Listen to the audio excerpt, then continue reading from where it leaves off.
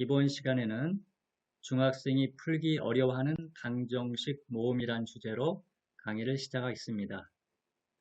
첫 번째는 문자에 비해 식이 하나 부족한 경우. 자, 방정식을 보니까 x, y, z 문자가 세 가지죠. 근데 식은 두 개밖에 없습니다. 이런 경우에는 x가 얼마인지, y가 얼마인지, z가 얼마인지 구하는 것은 불가능합니다. 그러면 어떤 걸 구할 수 있을까요? 이런 경우에는 x와 y와 z의 비만 구할 수 있습니다. 즉, x 대 y 대 z가 얼마인지 그것만 구할 수 있다는 것입니다. 그래서 일단은 x가 몇 z인지 구해보고 y는 몇 z인지 구해봅시다. 자, x가 몇 z인지 구해보려면 y가 없어져야 되겠죠? 자, 그러면 첫 번째와 두 번째 식에서 y를 없애봅시다. y를 없애기 위해서 두 번째 식에 4를 곱해주면 되겠습니다. 4를 곱해주면 60x 플러스 8y 마이너스 72z는 0이 됩니다. 그러면 첫 번째 식과 세 번째 식을 더해 보겠습니다. 그러면 78x 빼기 65z는 0이 됩니다. 그러면 x는 78분의 65z가 됩니다. 분모분자가 상당히 큰 수이지만 13으로 약분이 되는 것 같습니다. 자, 78을 13으로 약분하면 6이 되고 13으로 약분하면 분자는 5가 됩니다. 그래서 x는 6분의 5z가 됩니다. 자, 그러면 이 자리에 6분의 5를 적어 보겠습니다. 자, 그 다음에 y가 몇 z인지 알기 위해서는 x가 사라져야 되겠죠? 그러면 두 식을 이용해서 x가 없는 식을 찾아야 되겠습니다. x항을 없애기 위해서 18과 15의 최소 공배수가 무엇인지 알아봐야 되겠죠? 최소 공배수가 90이 되는 것 같습니다. 그러면 첫 번째 식에 5를 곱해 주겠습니다. 90x 빼기 40y 플러스 35z는 0이 되고 두 번째 식에다는 6을 곱해주면 되겠네요.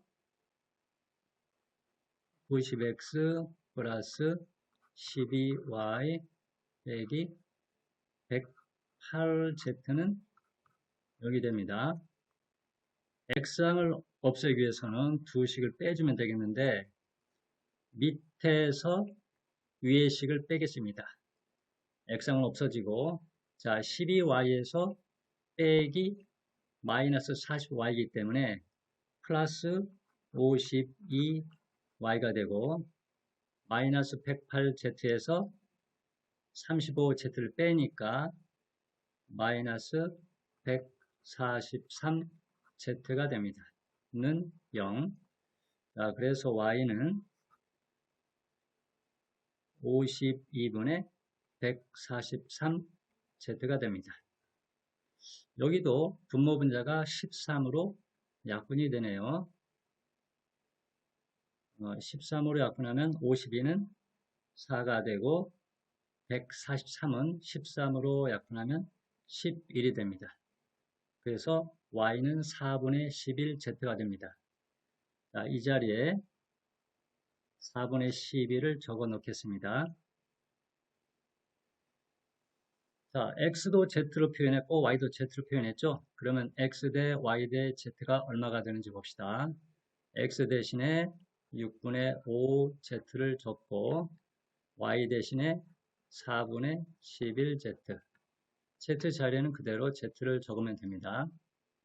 모든 항에 z가 있으니까 전부 z로 나누면 6분의 5 대 4분의 11 대 1이 됩니다. 자, 분모에 있는 6과 4를 없애기 위해서 6과 4의 최소 공배수인 12를 곱해 줍시다. 그러면 10 대 33 대 12가 됩니다.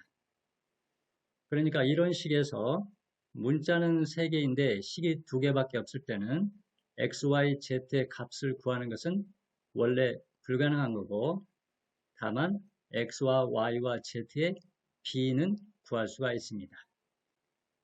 문제를 풀기 전부터 이러한 사실을 알고 있어야 됩니다. 두 번째 유형은 학생들이 노가다로 풀어야 된다 하는 방정식입니다. 주어진 방정식을 보니까 문자가 x, y 두 가지인데 식은 한 개밖에 없죠. 그러면 또 하나의 식이 주어져야 연립방정식을 풀 수 있을 텐데 또 하나의 식을 주는 대신에 x, y는 10보다 작은 자연수이다. 이런 조건을 주고 있습니다. 이럴 때에는 x나 y에 1, 2, 3 이렇게 순차적으로 자연수를 대입해 봐야 됩니다. 그런데 x의 개수는 3이고 y의 개수는 마이너스 1입니다. 어떤 문자의 개수의 절대값이 큽니까? x죠? 그래서 x에다가 1, 2, 3 이렇게 대입하는 것이 좋습니다. 대입을 할 때에도 주어진 식을 그대로 놓고 대입할 것이 아니라 식을 변형한 다음에 대입하는 것이 좋습니다. 어떻게 변형하면 좋을까요? y는 3x-1 이렇게 변형해 놓고 x에다 1부터 대입을 해봅시다. x에 1을 대입하면 y는 2가 됩니다. x에 2를 대입하면 y는 5가 되죠. 자, 그 다음에 x에 3을 대입하면 y가 어떤 값을 가질까요? 자, 이 두 개 순서상에서 x가 1 늘어날 때 y는 3이 늘어난 것을 확인할 수 있습니다. 그러면 다시 x가 3으로 늘어났을 때 y는 5에서 8로 늘어날 것을 예상할 수 있습니다. 실제로 넣어볼까요? x가 3이면 9 빼기 1 해서 y가 8이 되죠? 자, 그러면 x가 4일 때는 어떻게 될까요? 8에서 3이 더 커져서 11이 될 거라는 걸 예상할 수 있습니다. 자, 그런데 y는 10보다 작은 자인수죠? 그래서 이 순서상은 부적합합니다. 그래서 버려야 됩니다. 그 다음에 x가 5로 늘어나면 y는 11보다 더 커지겠죠? 그래서 더 이상 문제의 조건을 만족시키는 순서상은 만들 수 없습니다. 그래서 지금까지 만들어진 순서상이 3개이기 때문에 문제에서 말하는 순서상은 3개이다. 이렇게 말하면 됩니다. 자, 그런데 만일 x가 아니라 y에 대입하면 어떤 차이가 발생할까요? 자, y에 대입하기 전에도 식을 일단 변형하는 것이 좋습니다. 3x는 y 플러스 1이기 때문에 x는 3분의 y 플러스 1이라고 변형을 합시다. 그 다음에 이제 y에다가 1부터 대입해 봅시다. y가 1이면 x는 3분의 2가 됩니다. 그런데 x가 자연수가 아니기 때문에 부적합하죠. 그래서 이 순서상은 버려야 됩니다. 그 다음에 y에 2를 대입하면 x는 3분의 3이 되어서 1이 됩니다. 이 순서상은 적합하죠. 그 다음에 y에다가 3을 대입하면 x는 3분의 4가 됩니다. x가 자연수가 아니기 때문에 버려야 됩니다. 그 다음에 y에 4를 대입하면 x는 3분의 5가 됩니다. 역시 부적합하죠? 그래서 또 버려야 됩니다. 이와 같이 y에 대입해 나가면 불필요한 순서상이 자꾸 생깁니다. 그래서 우리가 쓸데없는 시간을 낭비하기 때문에 y에 대입하는 방법은 좋지 않습니다.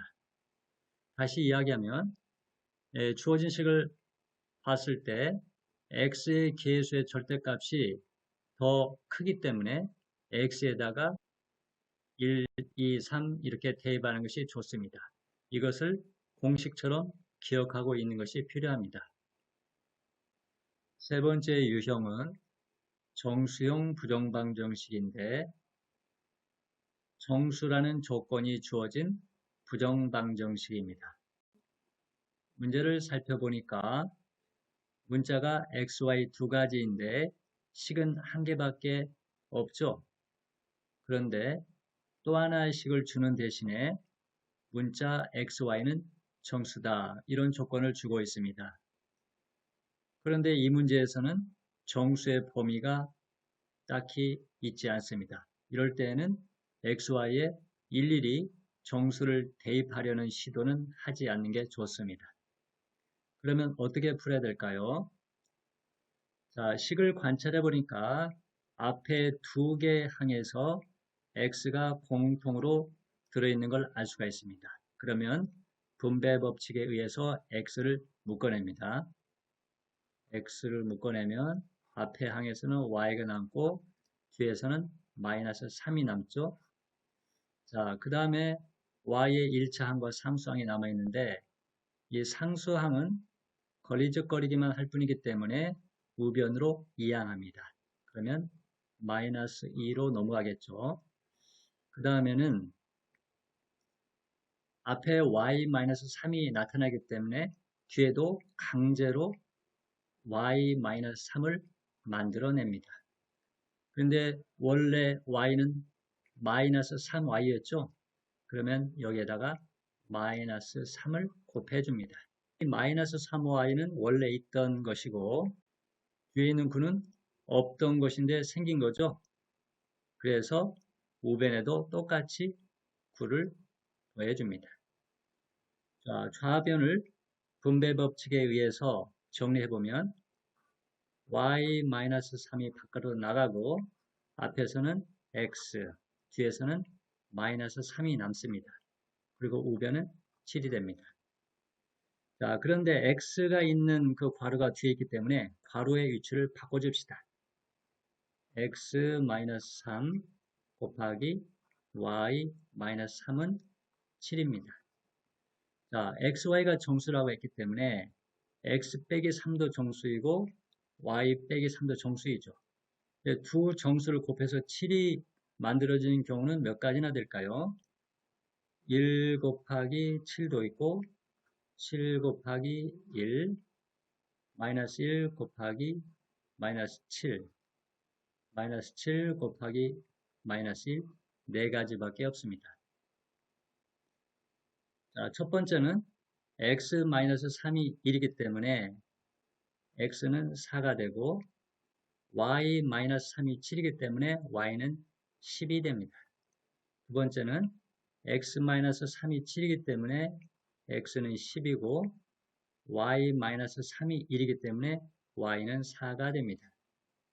세 번째는 x-3이 마이너스 1이기 때문에 x는 2가 되고 y-3이 마이너스 7이기 때문에 y는 마이너스 4입니다. 네 번째, x-3이 마이너스 7이기 때문에 x는 마이너스 4가 되고 y-3은 마이너스 1이기 때문에 y가 2가 됩니다. 그래서 이 식을 만족시키는 정수 xy의 순서상은 이 네 가지입니다. 이것이 바로 이 문제의 답입니다. 자, 이런 형식의 문제를 푸는 방법을 공식화하면 괄호 곱하기 괄호는 숫자 이런 식으로 정리가 되어야 합니다. 이것을 공식으로 기억하고 있어야 되겠습니다. 네 번째 유형은 실수형 부정방정식입니다. 실수라는 조건이 주어져 있는 부정방정식입니다. 문제의 방정식을 보니까 문자가 x, y 두 가지가 있습니다. 그런데 식은 한 개밖에 없죠. 이럴 때 이 식을 만족시키는 x, y 순서쌍은 무수히 많이 나옵니다. 그래서 부정방정식이라고 합니다. 이 문제를 제대로 풀기 위해서는 또 하나의 식이 주어져야 되는데 그 식을 주는 대신에 x, y가 실수라는 조건을 주고 있습니다. 그러면 이럴 때는 어떻게 풀어야 될까요? 문제를 풀기 전에 실수가 뭔지 생각해 봐야 됩니다. 중학생 여러분들은 이제까지 배운 모든 수가 유리수와 무리수입니다. 그리고 유리수와 무리수를 합쳐서 실수라고 합니다. 그러면 실수 아닌 수는 또 뭐가 있을까요? 여러분들은 아직 배우지 않았지만 어떤 수를 제곱을 해가지고 그 계산 결과가 음수가 되는 경우에는 허수라고 합니다. 그러면 실수는 허수가 아니기 때문에 결국 실수는 어떤 수를 제곱했을 때 그 결과가 0보다 크거나 같으면 이 수를 실수라고 한다. 이렇게 생각할 수 있고 이것을 실수의 정의라고 생각해도 됩니다. 그래서 이 문제를 풀 때에는 이 실수의 성질을 이용하기 위해서 완전제곱식을 만들려고 노력해야 됩니다. 자, 이 주어진 방정식을 보니까 15y제곱은 제곱항이 되겠고 x제곱도 제곱항이죠. 그런데 마이너스 6xy는 제곱항이 되기는 어렵습니다. 이게 중간항이 될 것 같은데 자, x제곱이라는 제곱항과 마이너스 6xy라는 중간항이 있을 때 또 다른 제곱항은 어떤 것이 나와야 완전 제곱식이 될까요? 9y제곱이죠. 근데 y제곱은 10개가 있으니까 9개를 사용하고 하나가 남습니다. 그러면 y제곱을 써주고 또 나머지 있는 항들을 적어주면 마이너스 2y 플러스 1은 0 이렇게 적을 수 있습니다. 자, 뒤에 3개 항도 완전 제곱식이 되겠고 앞에 있는 3개 항도 완전 제곱식이 되죠. 그리고 그 두 완전 제곱식은 더하기로 연결이 될 수 있습니다. 자, 식을 완전 제곱식으로 바꿔보겠습니다.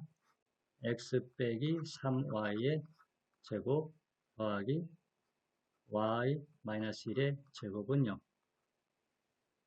자, xy가 실수면 x 빼기 3y도 실수가 됩니다. 근데 그걸 제곱하면 그 결과는 항상 0보다 크거나 같을 겁니다. y-1도 역시 실수이기 때문에 제곱하면 항상 0보다 크거나 같습니다. 근데 두 개를 더했는데 0이 됐다는 이야기는 앞에서도 양수가 아니라 0이 나와야 되고 뒤에서도 양수가 아니라 0이 나와야 됩니다. 자, x 빼기 3y가 0이 돼야 되니까 x는 3y라 할 수 있고 y 빼기 1이 0이 나와야 되기 때문에 y는 1이라고 할 수 있습니다. y가 1이기 때문에 여기에 1을 대입하면 x는 3이 나와야 되죠. 그래서 이 식을 만족시키는 xy 순서쌍은 3, 1이라고 할 수 있습니다. 이것이 바로 이 문제의 답입니다. 이와 같이 실수형 부정방정식 경우에 이걸 푸는 요령은 어떤 완전제곱식 더하기 완전제곱식은 0이다. 이런 식을 만들어내려고 노력해야 됩니다. 이것을 공식으로 기억하는 것이 좋습니다.